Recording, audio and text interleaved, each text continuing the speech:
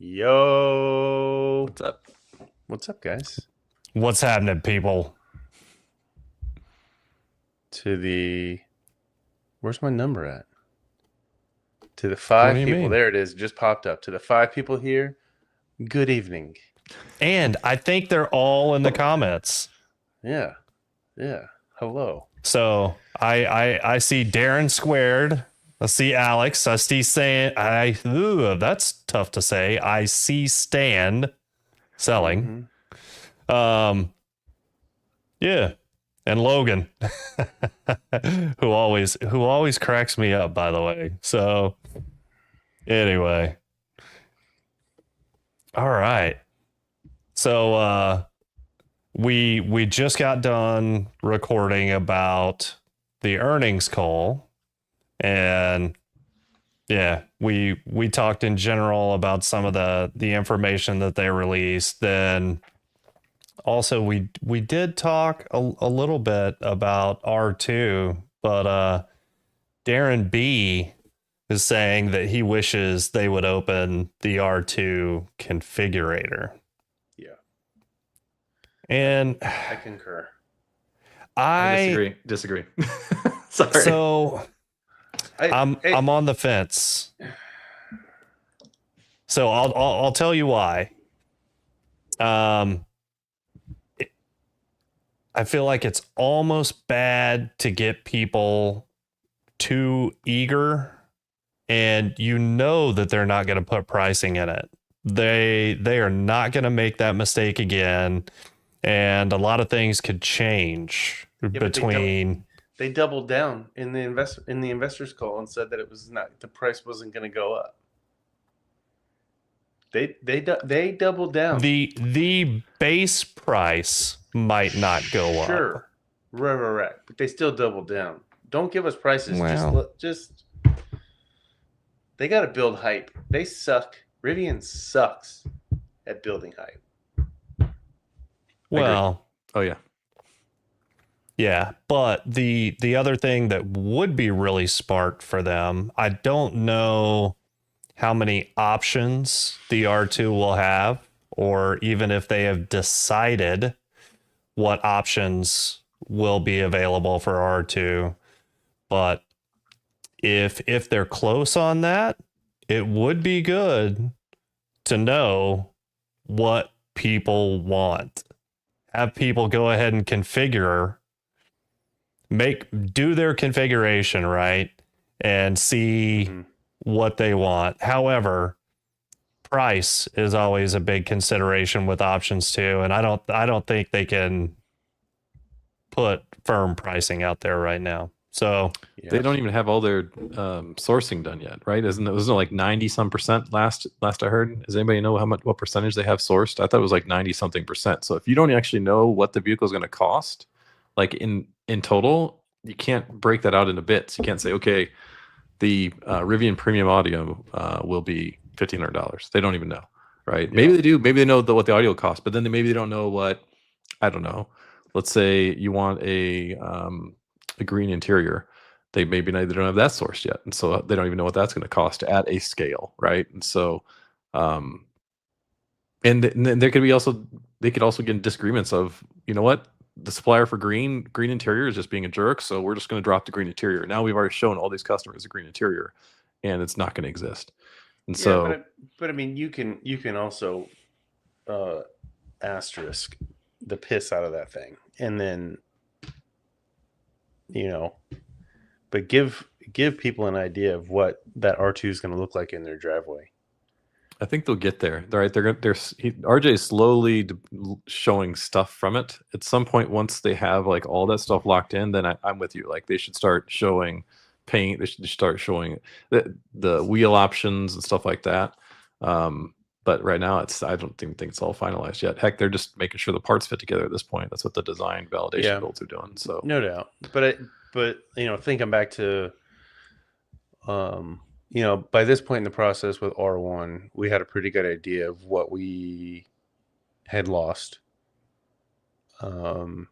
because they were very upfront with the fact that the 180-degree tailgate was gone.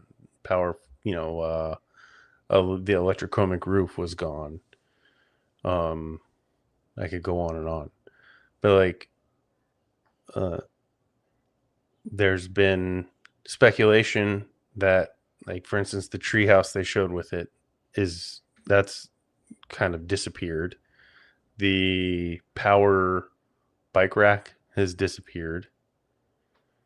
Folding front seats. Right, the folding front seats. Ooh, which I really liked. Yeah, that. But did they come out and say they weren't doing it? I think they actually said they can't.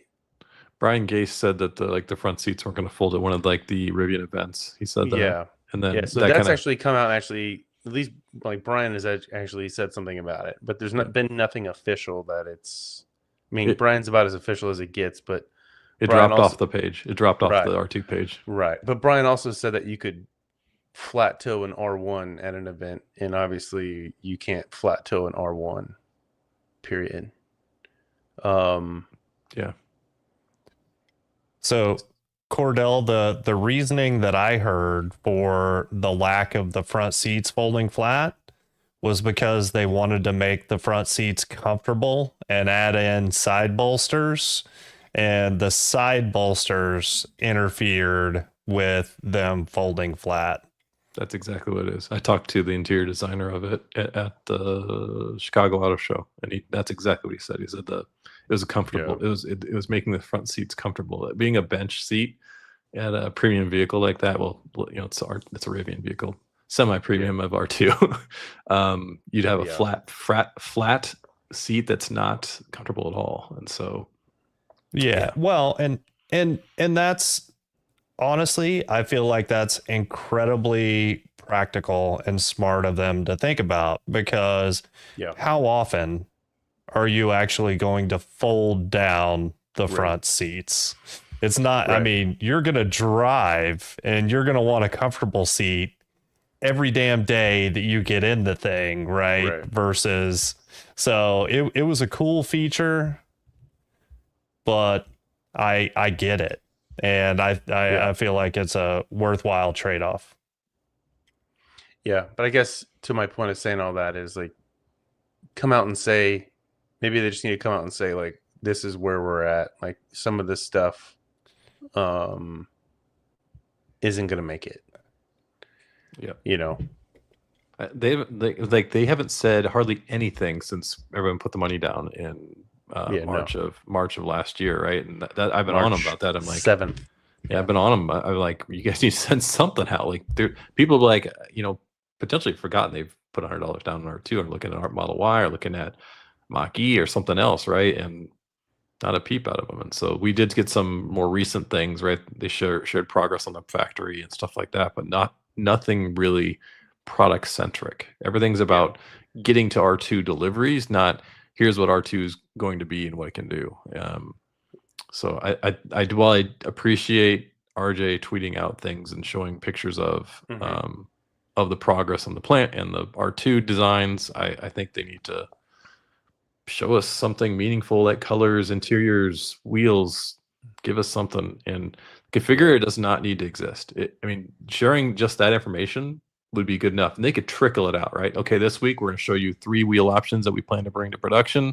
Yeah, and maybe there's 5, but they know these 3 for sure. So show us those 3, right? And so they don't need the configurator for that. There's no back, and there's nothing no website to update. It's just a message they put out. I agree. I agree completely. And the other thing that I was thinking about, I mean, they need to build interest, but they want to be careful about commitments. And the other thing is they will never, it's not smart for them to make an official announcement. Hey, these things that we showed, a year ago aren't going to happen now. And I'm going to say it's not smart for them to make a public announcement about that, but there are different ways to communicate. Like, matter of fact, they could tell someone in the media, they could tell us, we could share the information with people that care, without them having to make a public statement. Yeah. And, because not everybody is nerds about it like us, quite frankly, right? I mean, the majority of people, especially buyers for the R2, may not be enthusiasts at all and may not care about Rivian as a brand outside of the fact that it's not Tesla, right? Because there will be a healthy contingent of those folks. But yeah, absolutely, Alex. The rumor mill, if you will, can do it. Or, if we were told by somebody, we could say, "Hey guys, yeah, here's the deal," but Rivian doesn't have to say it directly. Right. Yep. I still think they won't even come with Configurator until 2026. I'll call it that. I know people don't want to hear that, but that's probably what's going to be reality. They'll probably wait until the very last minute until they know everything's for sure. Well, so I do want to talk about my latest Configurator experience, which we touched on last week when we talked, and it was Slate. And actually, the more that I look at it, the more I am impressed with what they're doing and kind of how they're doing it. But I went through that thing. My biggest complaint is there's almost too many options, and it is not, that configurator interface is not well designed for that many options. But give us a stand and spin. They want to see my shirt. Oh, okay. Nice. I wasn't sure if they was talking about Skylar and that stupid fidget spinner, or that he's over there spinning. Jeez. Hold on. I can stand and do it. Anyway. My bad.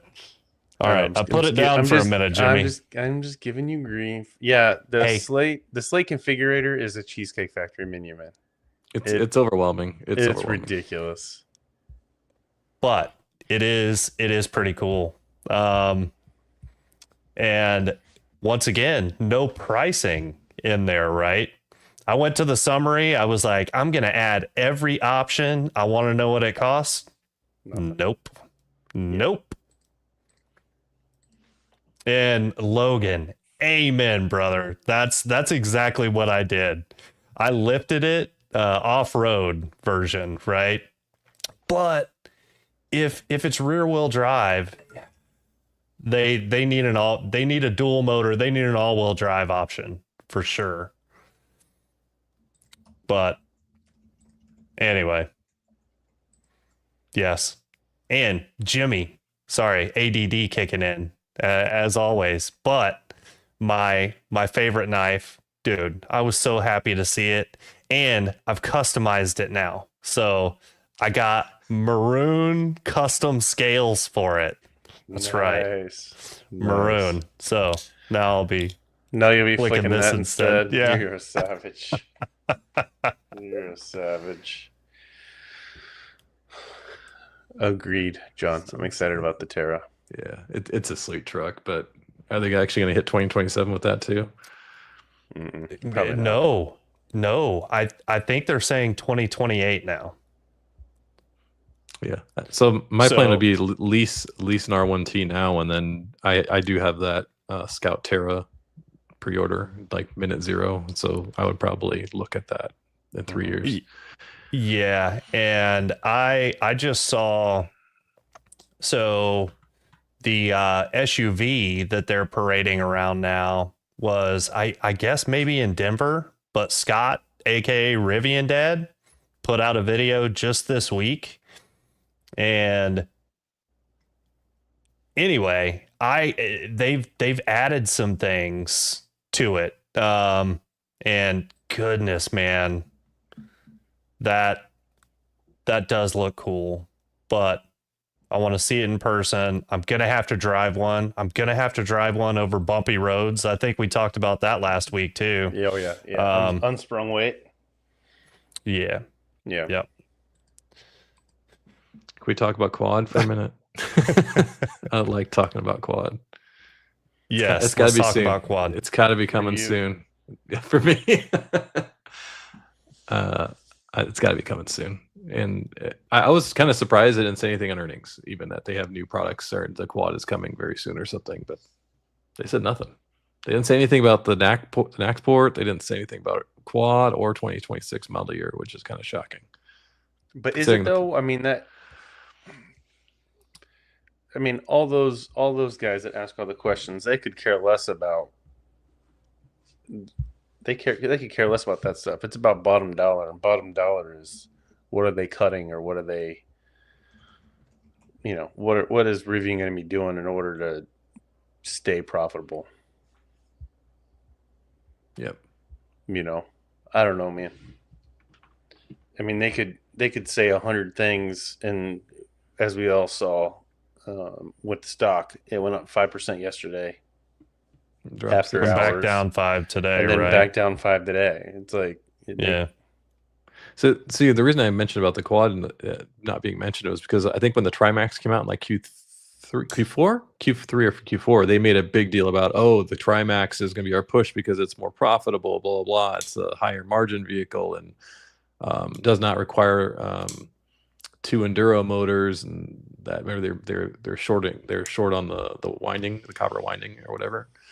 And so they made a big deal about how the Trimax was a much more profitable vehicle for them, and the Quad Max is going to be absolutely bonkers in terms of margin on it, right? And so I was expecting them to say something along the lines they did with the Trimax. Yeah, like give us something encouraging, like, or the model year 2026 is coming soon, and it's going to with the NACS port is going to be another demand lever where we're going to potentially be able to steal some Tesla enthusiasts. So people are excited about the stupid port, and they didn't say anything about any future products other than R2. Yeah, and Darren F asked an interesting question about thoughts on Rivian Area 51 in Arizona. So we kind of talked a little bit about that on the recording a minute ago, and if there's something more that you heard about, let me know. But Rivian's proving grounds has been in Arizona forever, I believe, or for a very, very long time. And Jimmy, do you remember? Is it also it was Toyota's? Yes, I think they were leasing space or they were renting space from Toyota. Right. Okay. Yeah. That's what I seem to recall, and I figured you would know. But yeah, so they put all things through the paces in Arizona. So I'm not sure if that's what you're referring to or not there, Darren. But that's kind of a known thing, if you will. And Alex wants to know, Chris, are you holding out for the quad now? I changed by the minute. Rivian Romer gave me crap about it today. He always does. But yeah, I keep looking at different things, and I've got this money just burning a hole in my pocket at this point. I was looking at they had a matte black stealth package, dual motor max pack on there with my Rivian bucks applied to it, and the 6,500 for the performance dual max.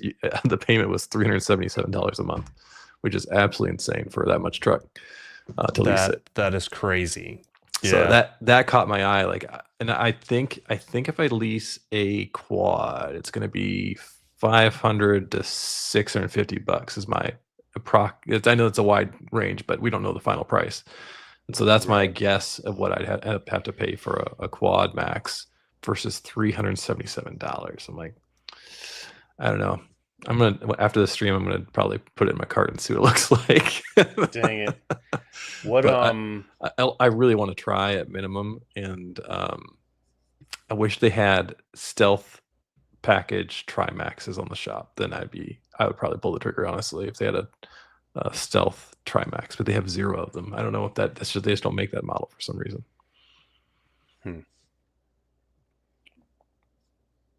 I was going to ask something and I forgot. Uh, oh, residual. Residual. About what would it? Do you have an idea of what it would cost you to buy it out afterwards? I have not. I don't even know if they published that. That's something they need to be better on transparency on. To be honest. Yeah. Yeah. Yeah. I'd be putting the $377 lease deal for me was putting $26,000 down on a $100,000 truck, plus 6,500 in that PDM upgrade. So, and the tax credit, right? 14,000 effectively of promotion, 7,500 Yeah. tax credit, 6,500 PDM, and so 14 plus 26. So I was putting 40,000 roughly is going down on it. Right. So maybe it's 60 something, 60 or less. I don't know, 60,000 give or take $10,000 is my guess on the residual. Yeah. But I will say, I think at Fam Camp it was the first time that I had seen the midnight black stealth in person. Ooh, it really does look killer, man. I mean, it is sharp. I will never own a black vehicle. They get too hot down here.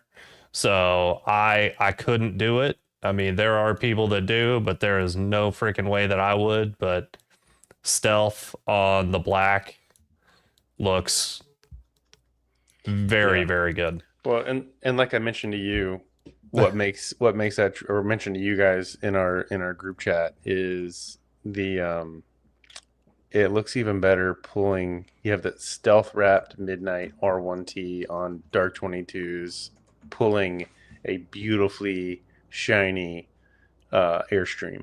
24-foot Airstream. It's a sweet pairing. So I really do love the Dune. There's one major issue with me getting the Dune, and I might be able to work around it, but I don't know for sure, is that Dune is considered a custom order vehicle. Like when you go through the shop to buy it, you have to go through and configure it, and you can't just buy it off the R1 shop. The Rivian referral points can only be used in the R1 shop or the gear shop. And so, or towards the upgrade, software upgrade. But and you know what? It's not custom though. It's just limited edition. You have to put $3,000 down payment on it too, like versus the $500 from the shop. It's the same down payment required if you custom built an R1.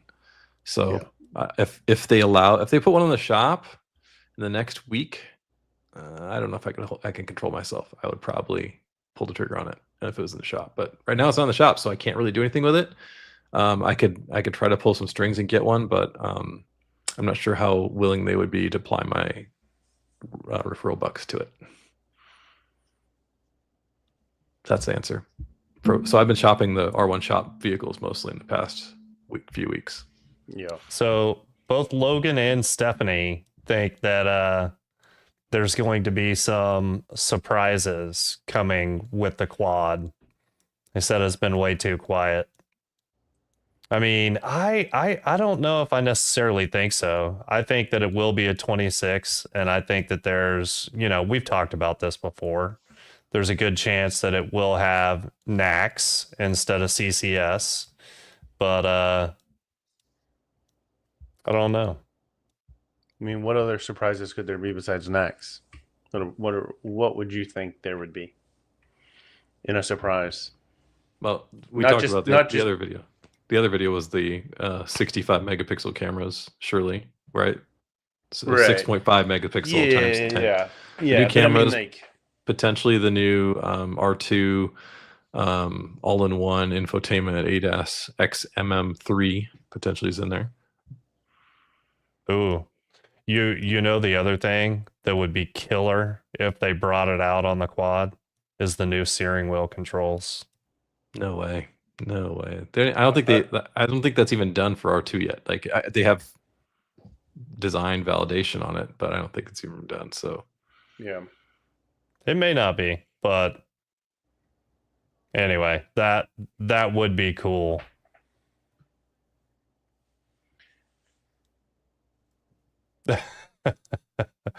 give me bop it controls. I'm gonna go ahead and also bring the bad news if you don't follow me on Twitter, is that I don't think there's gonna be a retrofit for CCS vehicles. Oh no. Yeah, it's not needed, man. Yeah, no.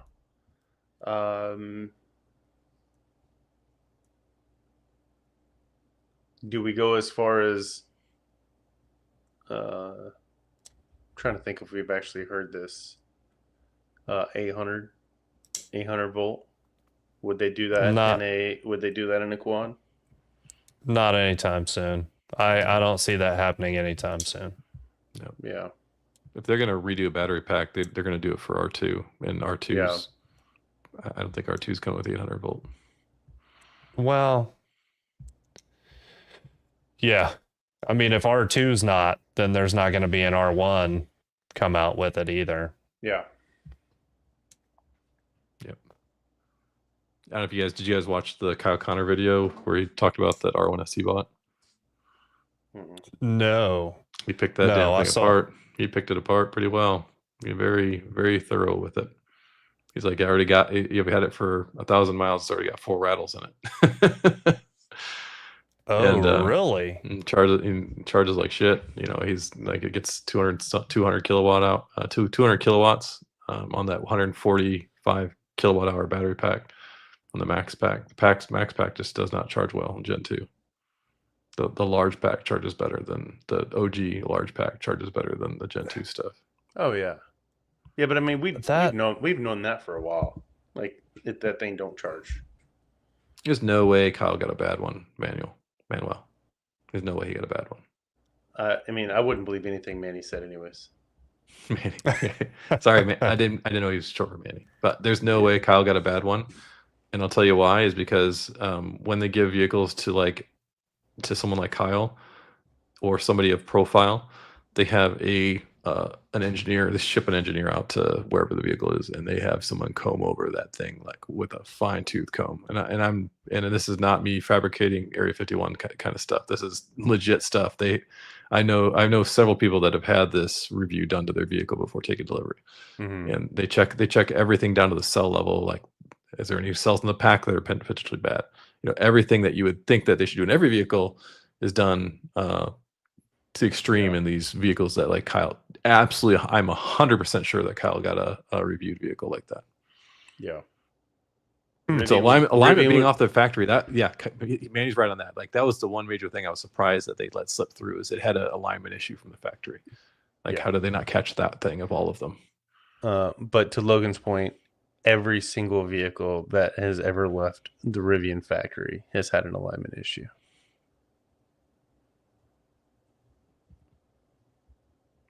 One thing too about all the people giving Rivian shit about the charging is like, look at me, for example. Like I rarely road trip, and if I do, I road trip sometimes, right? But 99% of the time I don't road trip, and 99% of the time is in my garage on an L2 charger. And so me spending extra 5-10 minutes at a charging stop is not a game changer for me. Like, now if it was a 5-minute charging stop total, that's a game changer. Absolutely. Gas station speed, sure. That would be something I'd be like, hell yeah, the old Rivian sucks because it took 30 minutes, right? But if it takes 35 minutes versus 30 minutes, I don't really care. For that one time out of, every 6 months that I go somewhere. And you know what? Yeah. As long as it works. I mean, fast charging reliability was the biggest pain, for the first at least year that I had my R1S. And now with access to the Tesla supercharger network, an extra 5 minutes, like, who cares? I've got 5 kids, right? So when we road trip in the R1S, like, I can't step foot out of the side of that vehicle for under 15 minutes, right? Like, that's just me getting everybody out. And so we get everyone out, we go to the bathroom, we get food or snacks or drinks or whatever at that charging stop. We get back in. By the time I look at it, it's been 45 minutes. And the fastest time I could think I could turn around would be 30 minutes. So while I'm wasting time, I'm not really wasting time. Like it doesn't even make a difference to me. I don't even notice it because I've got other things I'm trying to worry about getting everyone in and out, fed, bathroom break, everything, diapers changed, whatever needed, and it's just not a road trips. Wait, for you or the kids? Sometimes me. Yeah. I use astronaut diapers so we can go even further between charges. Yeah. And so yeah, it's road tripping for us is it's a 45-minute no matter what. And so when we went to I stopped at the Ran in Pennsylvania. I can't think of what the location name was in Pennsylvania. And I stopped there. We got food and all that stuff. Everyone got their diapers changed and drinks and all that stuff. And it was a Ran, and so I have free Ran charging. I charged at 99% by the time everyone was loaded from like 5%. Yeah. So I do not care too much about the charging speed. Yeah, and with the chargers being at sorry, and with the chargers being at the exact opposite end of every bathroom that I've ever been at for some of these Rans, you're walking 15 minutes anyways.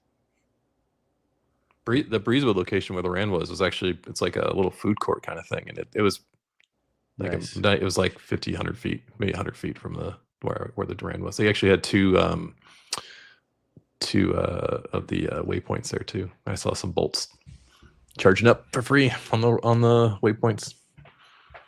Yeah. Yeah, the where was that? Not Meadow of Dan. Maybe it was Meadow of Dan. They've got waypoints there at that location as well, or they had. Yes, man. Yeah, there's a Metro Diner at Pooler at the there in Savannah, essentially, and it is you got a yep, Panda Express across the road with no like sidewalk to get there, so you're hopping through the bushes and then running out into traffic, or Skylar, as we saw, a 15-minute walk almost. Which was rough because we almost turned your R1T into a pooler. No doubt. No doubt. Oh, speaking of, they came and they fixed my pool leak today. Oh, nice. What was the damage? Yeah. What was the damage? So Dollar-wise, it was actually expensive. Was it really expensive? Well, it was the second time. Okay. And it was actually under warranty, but yeah, it cost $2,000 the first time. Jeez. Yeah. You're not selling me a pool ownership. Every time I hear it, like, man, it seems like just a money pit. So yeah, I mean, it's and I do all my own stuff, right? All my own chemicals, this and that. But I mean, I would say just in chemicals and regular maintenance, it's 150 a month, and then I always end up spending at least $1,000 every year on other stuff that either breaks or whatever. But yeah, but I mean, it's a 20-year-old pool too, so anyway. I saw it from the chat. I responded to it, but this week I got my my flaps on my R1S lubed, and boy did I love it! Oh, so good. So wait, so did you do it, or was it done by someone else, Chris? Mobile Tech did it. Yeah. Nice. Okay. Yeah, and he showed up. He actually showed up in he's got an RST, a Rivian service truck, a blue one. He shows up and it's got the freaking bazooka on it. It's got the awning on it. Oh, really? Nice. Yeah. So Rivian is, I think they're doing like a retrofit of putting all those bazookas on RSTs. So if you have an RST in your area, I think you might soon see it with the bazooka on top awning. Yeah, with the Kamek. Yeah. Yeah. Nice. It's a good like marketing / use case, where they could potentially get out of the elements, put that thing out. It's raining or whatever, or sunny. Yeah. I got a fun pool story real quick. Monday, I get home from work early. Pool guy shows up because we have a pool guy. It's our second week for this new pool company. They missed the one thing that should have been most important, which was empty the pump basket. So I text the service manager. I'm like, "Hey, dude did a great job, but he didn't empty the pump basket. Like, what's up with that?" He goes, "You're not on the schedule for today. We come to your pool, or we come to your house tomorrow." And I was like, well, "That's interesting. Well, somebody just serviced my pool. Come to find out, I requested a quote from this company, and they just put me on the schedule. I told them no, because they wanted like $250 a month. And come to find out too, after I talked to them, they've been servicing my pool for 2 weeks now, with a no." I was like, yeah, it was great. It was great. Yeah. Awesome. Yeah. And it's not like, it's not like they serviced the wrong. Go ahead. That's called an assumptive close. You just assume it's done, Oh, yeah. and then they'll send you a bill, right? Oh, yeah. Anyway. Yeah, it was wild. Yeah, no. Yeah, it was a good one. I was wondering why our pool was as blue as it was. It hasn't been that blue in a very long time. Oh, goodness. Yeah. But yeah, so hopefully my pool starts seeing some use. It's about that time. My wife typically doesn't like to get into it until it's like 85 degrees water temp. It's too hot. Well, yeah, but it's like in the 70s right now, and that is just too cold for her to swim. Yeah. So anyway, whatever. So I see Mike here.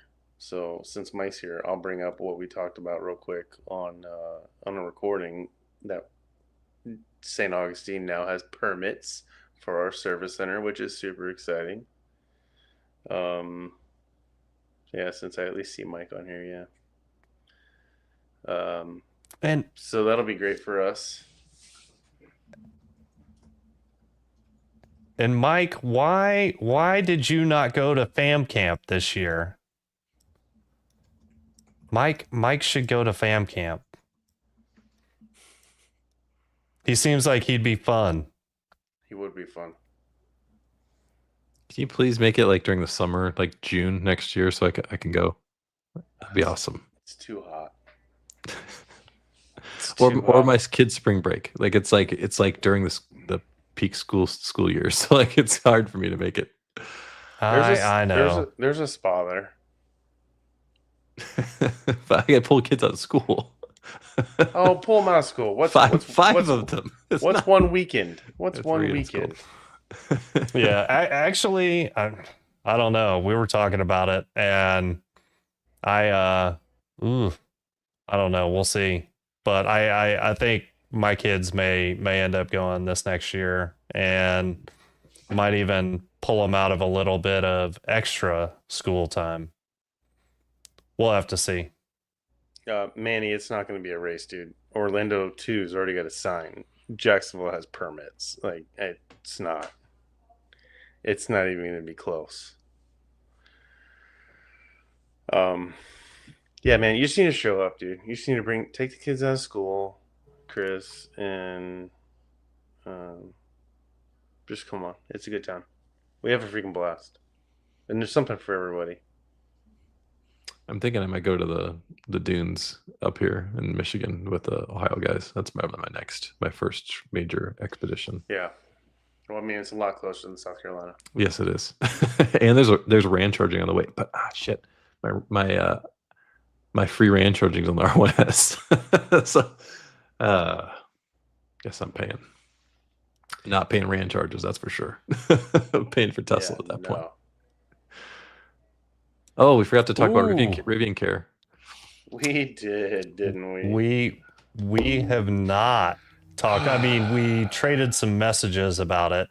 So the crazy thing is, there's a pilot program going on in Texas, and granted, I don't always open and read all my Rivian emails anymore, but I didn't know about it. I didn't know about the pilot program.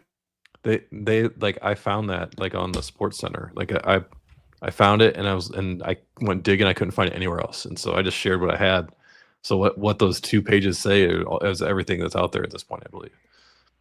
Just that there's a pilot program for some owners in Texas, and they have 2 different package options on it. Hold on. Let's see.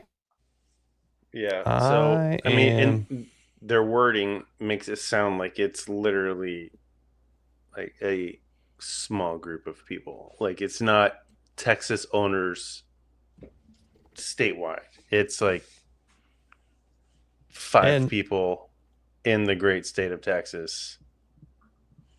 Yeah, so I don't have an email about it that I can find, at least not in a quick search, but I will say this. I think it's kind of interesting that it's being done by Assurant, who is the company that, you know, will warranty stuff for you if you buy it from Amazon and so many other places, right? Yeah. I mean, it's like I didn't even know that they did car related stuff. Yeah, that'll be interesting. I was talking with Bruce on the way home from work today. He had not heard about Rivian Care yet. And one of the things that I had brought up was compared to my experience with X Care and what you could experience with Rivian Care is that when my front half shafts needed to get replaced, they asked one question, and the qualifying question was, it had 3 answers. For those that didn't watch that video, it was, is it like normal wear and tear? Is it due to corrosion? Or is it option C was like rodents, basically? That was the qualifier. That was it. Is Rivian going to go back through Skylar's records and go, well, you didn't actually start doing the 7,500 mile money grab inspection until 42,000 miles. So we have 0 data on like how you've taken care of your vehicle. Therefore, we're not covering this. So I don't know. The experience will be pretty interesting. But as an example, like I thought about doing the multi-point and or comprehensive inspection through the Rivian Service Center when I was there this week. And I read through all of it and I'm like, I don't need Rivian to look at any of that stuff, right? Like it was, yeah, to me it was not I mean, I guess the one thing that was of value there was looking at like the suspension, but I don't know whether they just do a visual inspection or it's like, yeah, like, yeah. I mean, I can take the wheels off and do a visual inspection too. And yeah, they don't even do that. No, I think they do because they're supposed to do a tire rotate. Well, they have different ones, right? But if you get the tires rotated, yeah, yeah. If you get the tires rotated, which we don't get that done by them. Period. Can we talk about the elephant in the room? Why didn't they call it Rivian Warranty Plus? Oh, I don't know. Hey, that's a good point. Rivian Care Plus? What the hell?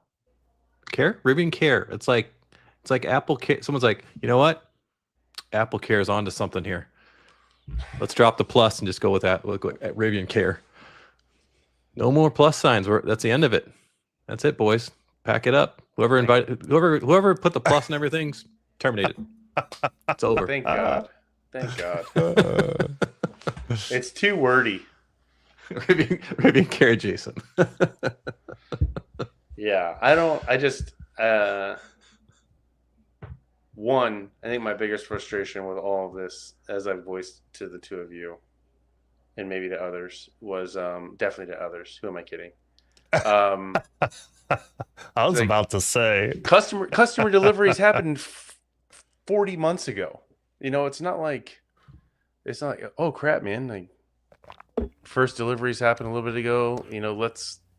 Let's let our customers make informed decisions. Well, so Rivian has all the telematics. They know how many miles are on all the cars out there. And it is just now getting close. And who knows? I mean, who knows how it came to be, right? But Assurant may have reached out to Rivian. I mean, you never know. But they're like, oh, well, yeah, some of our earlier sales are getting up there in mileage. This might be something that we could make some money on. Mm-hmm. I mean, I'm sure that's how it came down. But yeah, I mean, and all the plus names, if it's got a plus on it, that means you can charge more for it, right? That's right. Isn't that what plus means? Yeah. Yep. Anyway. Yeah, it'll be Rivian knows when we get smoked by a Cybertruck. Has that happened to you, Mike? It has. Oh. So Sam also knows all the miles on Rivians out there. Oh my goodness. Please tell me. Yeah, remember he guessed within like 6,000. Yes. We did this. Oh my goodness. Chris at Fam Camp, one of the last things we did after the raffle was I had upon check-in I asked the front desk to get everyone's mileage for their daily driver R1. So if they had two, it was the one that they drove the most. And anyways, in fact, Sam hasn't got back to me yet on that. So have him check his Rivian Stories DMs. Anyways, the total mileage was, of the 18 vehicles, the total mileage was 560 something thousand or 586,000, something like that, miles. And Sam got within like 6,200 miles of the correct answer. However, there were some people that misunderstood the question. They put how far they drove to get to Fam Camp instead of the total mileage on their Rivian. So don't. Yeah, gotta be more clear about that next time, Jimmy. But when I first read that, it made me think about Rivian had some API security problems long ago, and yeah, it was possible to see all the information for all the Rivians out there for a while, which was wild. But yeah.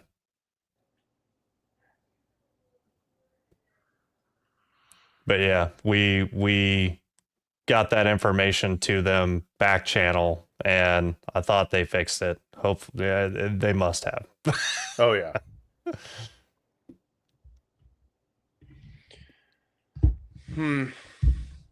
Yeah, Rivian Care, that'll be interesting. And unfortunately, since only 5 people were in the pilot, and none of them have read their email, we have no idea what the terms are like. No one's posted anything about it. Deductibles, prices, anything, all the good stuff. Yeah, none of it.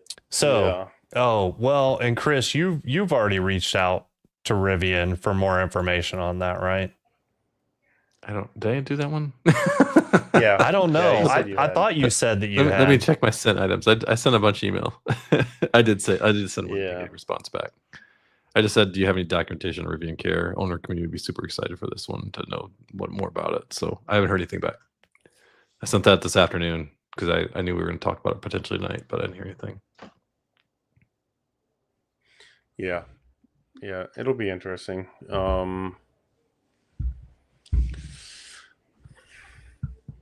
I'm perfectly happy with giving Xcare my money. I would have preferred to give it to Rivian, don't get me wrong. But day late, dollar short. I don't like that they outsourced it. That too. But I mean, and I think they'd be foolish not to, though. Like, maybe with Assurant, I probably wouldn't have gone that route because I feel like that's not a vehicle like warranty company. Like, I think if they had partnered with Xcare, I think that would have been a smart move, or one of like the bigger. I mean, Xcare is pretty large. Well, But yeah, it does. It doesn't get any bigger than Assurant. You know, everything sure, but I from mean, freaking toasters to cell phones to right? But we're talking about the toaster doesn't have wheels. I mean, yes, it looks like a toaster sometimes, but like, this toaster has wheels. I mean, a Cybertruck kind of looks like an ugly refrigerator with wheels, but Yeah, I think we're getting this bad spot where you've got Rivian saying cost X, Y, and Z to replace this part, and then you're gonna have Assurant saying we don't warrant that, or we're not going to cover that, and then you're in the middle of it all, and I don't know. I just don't see this playing out very well, and I don't understand why Rivian didn't do it. I mean, they know clearly what it costs to service their vehicles and vehicles of certain mileage and everything. They have all the data. yeah. They could have priced it, said, okay, on average, a Gen 1 quad R1S costs, I don't know, $1,000 a year on average to repair and keep on the road, or $2,000, and we're going to sell them a 3-year warranty, 36,000 miles or something for, let's say it's cost $2,000 a year, $8,000. So they potentially have $2,000 of profit on it. They could do that. They have all the data on it. They just have to do it. It's not rocket science. I don't understand why they didn't do it themselves. Yeah, but systems, processes, knowing, I mean, yeah, they could poach a few people that probably knew how to do it, but then investing in, yeah. I mean, I feel like something like that is smarter to partner when it's that far from your core business. Isn't Tesla that's where Tesla's is in-house too. Like I feel like theirs is in-house. Or was. Do they still do it? They used to do it at some point. If you're the original owner, was the asterisk on it? Yeah. I don't know.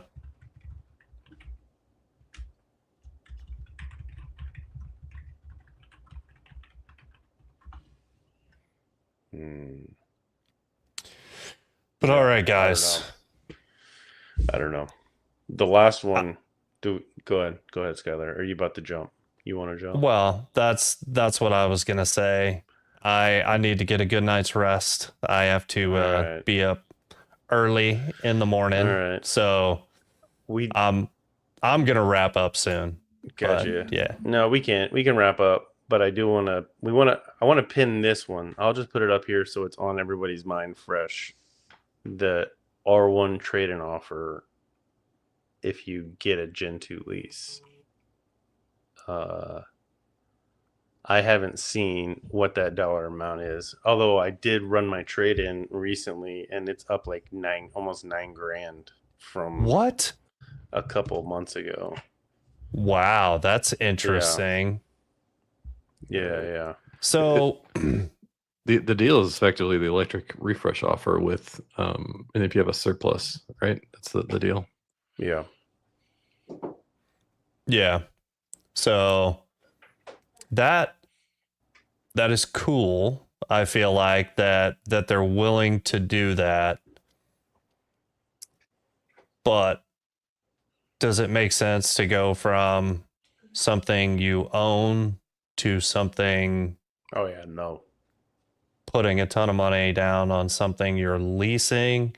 And well, we talked a little bit about this earlier. I mean, if if we had an idea of what the residual values would be on the leases, you could absolutely make a more educated decision because maybe you do move into a lease and you want to buy it at the end of the lease, or maybe you don't, right? I mean, that's the benefit of a lease. You can buy it out immediately. You can buy it immediately. You can get it immediately. You get the $7,500 tax credit, and that they also have the $6,500 as I mentioned earlier, right? So $14,000 potentially in lease incentive.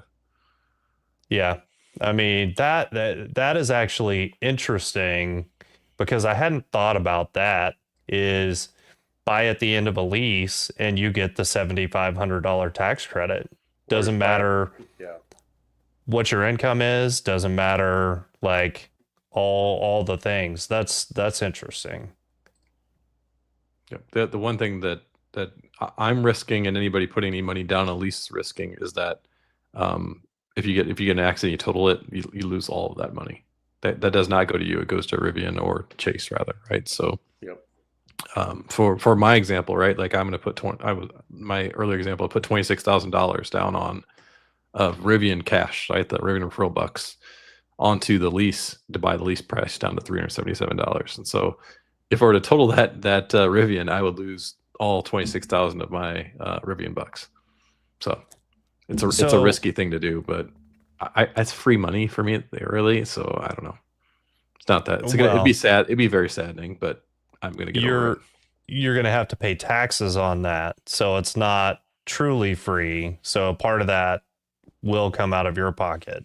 But John is saying that they do include a buyout price on the lease. I guess they just don't have it. So I assume, and John, correct me if I'm wrong, but that it's on the paperwork. It's just not transparent when you're shopping a lease on the website. I don't know. Or do you have to ask for it? Or do you have to, like, where does that come into play? Because Chris, you were saying that it's not on the website, right? I haven't looked at leases, so I don't know. No, just payment calculator. You can only get the terms if you place the order. Yep. Wow. They need to fix that. It's annoying. That's really annoying. Yeah. Okay. Yeah. Once you get to the chase, the financing part. Okay. Yeah. Now I'm logging back into Rivian again and see what this dual max. I'm going to start. Ooh, they do have an L cap in stealth.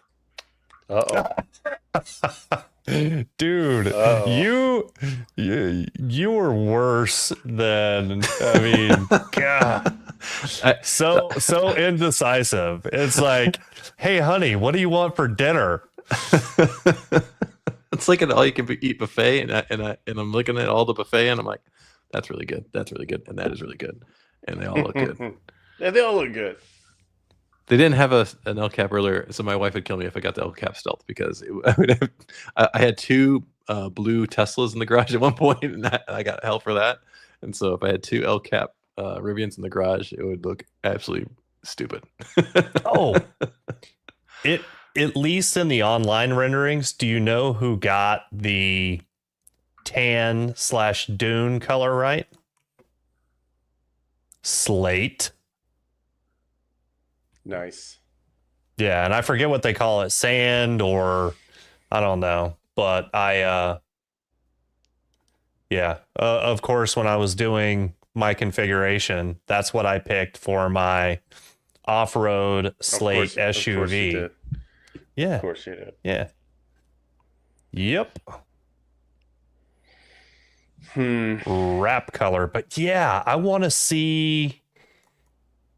Goodness. So what do they call it? I'm trying to look now. Do I have to click on it? Oh, excuse me.